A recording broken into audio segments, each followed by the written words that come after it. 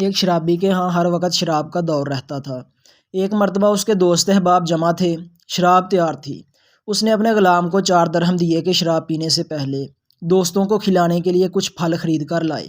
وہ غلام بازار جا رہا تھا کہ راستے میں حضرت منصور بن عمار بصری رحمۃ اللہ علیہ کی مجلس پر گزر ہوا۔ وہ کسی فقیر کے واسطے لوگوں سے کچھ مانگ رہے تھے اور فرما رہے تھے کہ جو شخص اس فقیر کو 4 درہم دے دے میں اس کو 4 دعائیں دوں گا۔ اس غلام نے وہ 4 درہم اس فقیر کو دے دیے۔ حضرت منصور رحمۃ اللہ علیہ نے فرمایا، بتا کیا دعائیں چاہتا ہے؟ غلام نے کہا، میرا ایک آقا ہے، میں اس سے خلاصی چاہتا ہوں۔ حضرت منصور رحمۃ اللہ علیہ نے دعا فرمائی اور پوچھا، دوسری دعا کیا چاہتا ہے؟ غلام نے کہا، مجھے ان درہموں کا بدل مل جائے۔ حضرت منصور رحمۃ اللہ علیہ نے اس کی بھی دعا کی، پھر پوچھا تیسری دعا کیا ہے؟ غلام نے کہا، اللہ تعالیٰ میرے سردار کو توبہ کی توفیق دے اور اس کی دعا قبول کرے۔ آپ رحمۃ اللہ علیہ نے اس کی بھی دعا کی، پھر پوچھا چوتھی دعا کیا ہے؟ غلام نے کہا، اللہ تعالیٰ میرے سردار کی، تمہاری اور یہاں مجمع میں موجود ہر شخص کی مغفرت کرے۔ حضرت منصور رحمۃ اللہ علیہ نے اس کی بھی یہ دعا کی۔ اس کے بعد وہ غلام خالی ہاتھ اپنے سردار کے پاس واپس چلا گیا۔ سردار اسی کے انتظار میں تھا، دیکھ کر کہنے لگا، اتنی دیر لگا دی؟ غلام نے قصہ سنایا۔ سردار نے ان دعاؤں کی برکت سے بجائے غصہ ہونے اور مارنے کے یہ پوچھا کہ کیا کیا دعائیں کرائیں؟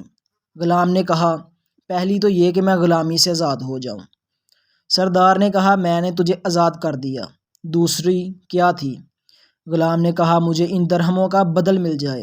سردار نے کہا، میری طرف سے تجھے 4000 درہم نظر ہے۔ تیسری کیا تھی؟ غلام نے کہا، اللہ تعالیٰ تمہیں شراب وغیرہ فسق و فجور سے توبہ کی توفیق دے۔ سردار نے کہا، میں نے اپنے سب گناہوں سے توبہ کر لی۔ چوتھی کیا تھی؟ غلام نے کہا، اللہ تعالیٰ میری، آپ کی، ان بزرگ کی اور سارے مجمع کی مغفرت فرما دے۔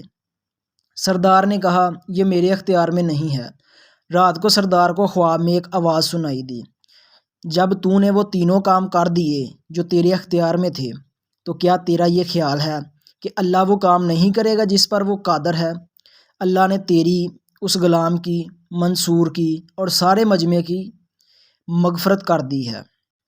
اس واقعے سے ثابت ہوتا ہے کہ صدقہ باعث نجات بھی ہے۔ اللہ پاک ہم سب کو صدقہ کرنے اور اپنی زندگی کو عین اسلام کے مطابق بسر کرنے کی اور جو ہم سے گناہ ہو گئے ہیں ان کی معافی مانگنے کی توفیق عطا فرمائے۔ آمین۔